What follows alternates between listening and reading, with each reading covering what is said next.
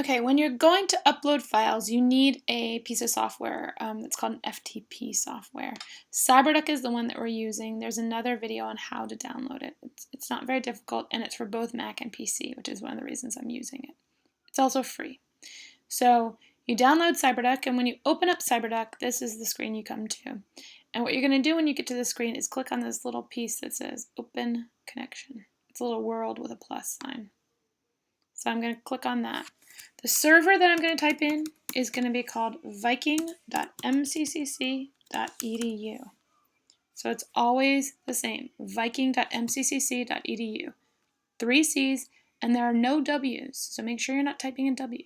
It is viking.mccc.edu, and it's spelled V-I-K-I-N-G. The biggest mistake people make is misspelling that name.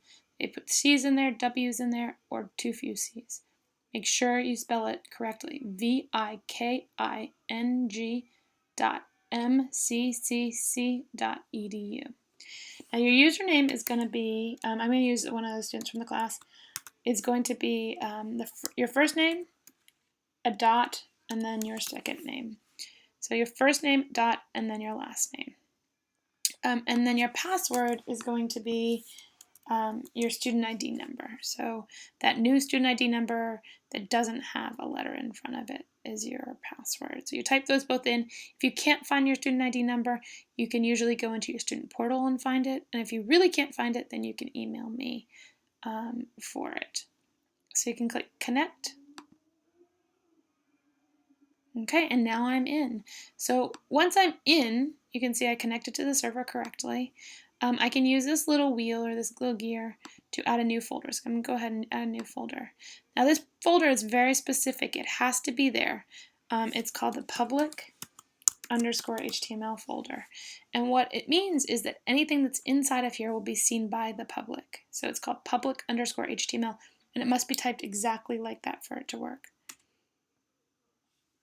Okay, now that I have a public_HTML folder, I can go ahead and take that Project 1 website folder and drag it into there.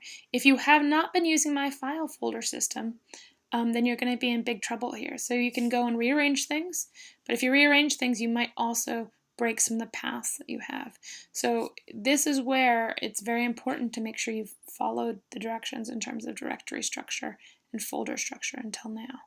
If you haven't been following those directions, then you're going to have some problems as we put it up on the web.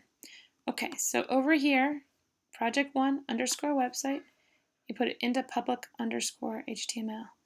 And you can see it's pretty quick because I don't have that much information in it. Okay, perfect.